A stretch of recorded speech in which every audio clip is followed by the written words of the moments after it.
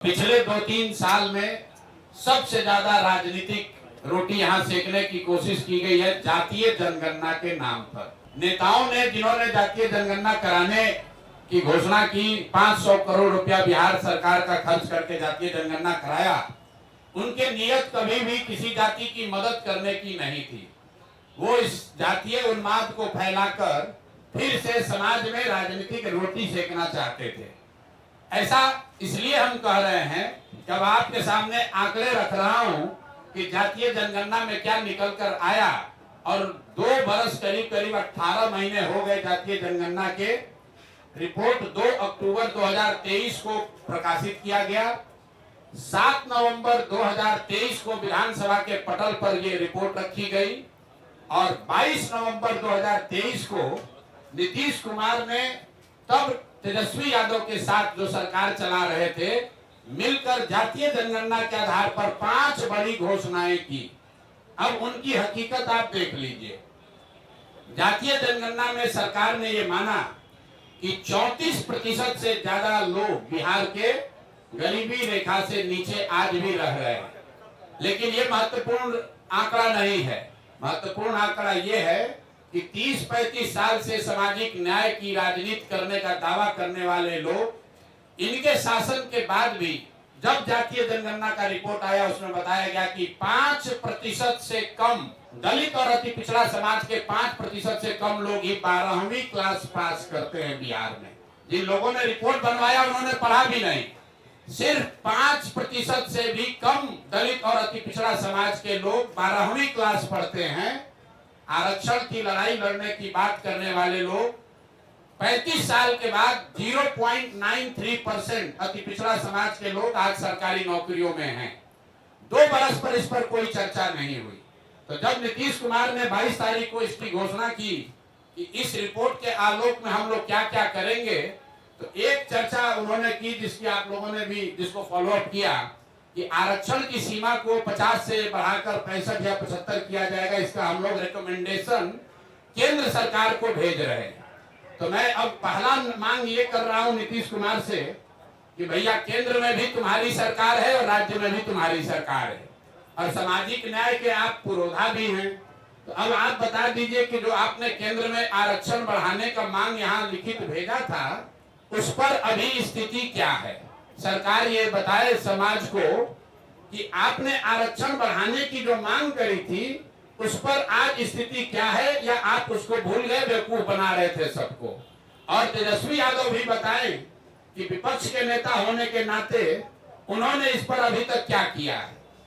लेकिन दूसरा जो महत्वपूर्ण बात है जिस पर कम चर्चा हुई, उस रिपोर्ट के आधार पर 22 नवंबर 2023 को नीतीश कुमार ने घोषणा की कि 94 लाख परिवारों को, जिसमें हर जाति के गरीब लोग शामिल हैं, 94 लाख परिवारों को रोजगार के सहायता के लिए 2 लाख रुपए प्रति परिवार 5 वर्षों में किस्त के आधार पर दिए जाएंगे। तो भैया 2 बरस का बजट हो गया। हम इंतजार कर रहे थे क्योंकि अगर पहले कहते तो ये लोग कहता कि अभी 5 बरस में कहें तब न होगा। तो 2 बरस पूरा हो गया। मैं सरकार से ये पूछना चाहता हूं, जनसुराज परिवार ये जानना चाहता है कि 94 लाख लोगों को जिनको 2-2 लाख रुपया देने का आपने वादा किया था, उसमें कितने लोगों को आपने कितना पैसा दिया।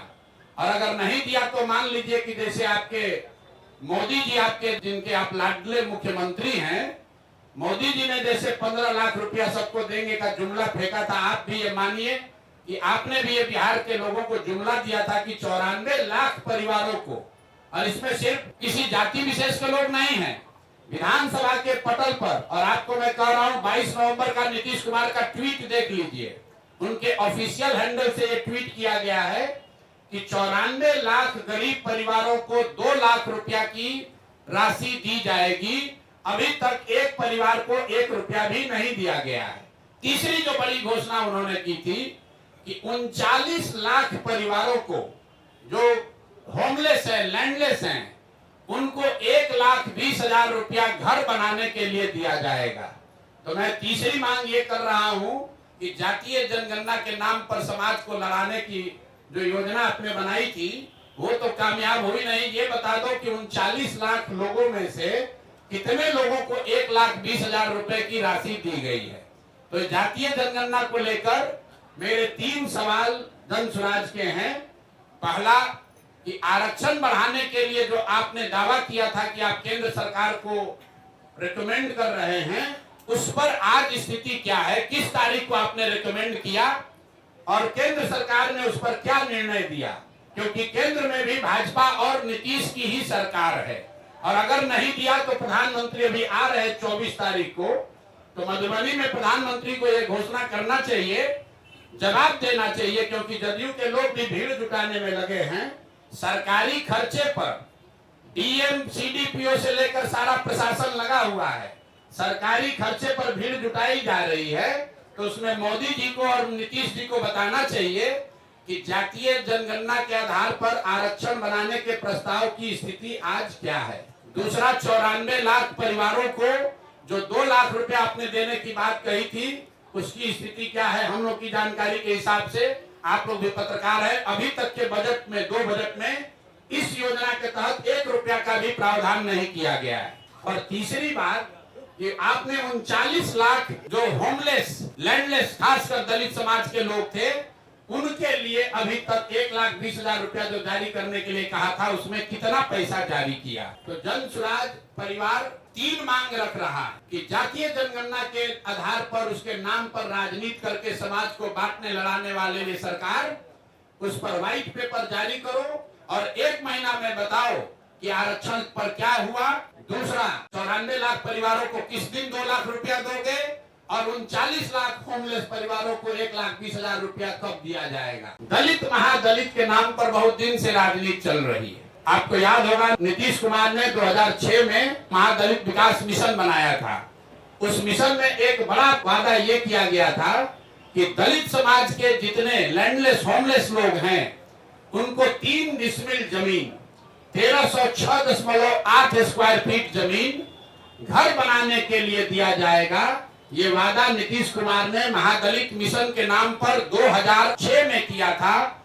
योजना शुरू की गई 2008 में, और पिछला जो आंकड़ा अभी उपलब्ध है, सरकार के द्वारा उपलब्ध कराया गया है, उसके अनुसार 2,34,000 दलित परिवारों को, उसमें कुछ ईबीसी परिवार भी शामिल हैं, 2,34,000 परिवारों को ही आज तक ये 3 डिसमिल जमीन दी गई है। और उसमें भी आश्चर्य की बात सुनिए, अभी एक देशपाल कमेटी है जो प्लानिंग कमीशन ने इस योजना के इवैल्यूएशन के लिए उनका इस्तेमाल किया, उनको भेजा पटना बिहार में, और देशपाल कमेटी की रिपोर्ट में बताया गया है कि 2,34,000 परिवारों को, जिनको सरकार कह रही है कि हमने लैंड 3 डिसमिल जमीन दे दिया, उसमें 1,20,000 परिवार ऐसे हैं जिनको जमीन तो दी गई लेकिन आज तक उसको पोजेशन नहीं मिला।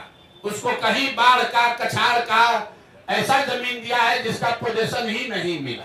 तो महादलितों को जो 3 डिसमिल जमीन देने की बात कही गई थी, कुल यहाँ पर 50 लाख से ज्यादा ऐसे दलित महादलित परिवार हैं जिनको ये इसका योजना का लाभ मिलना चाहिए था।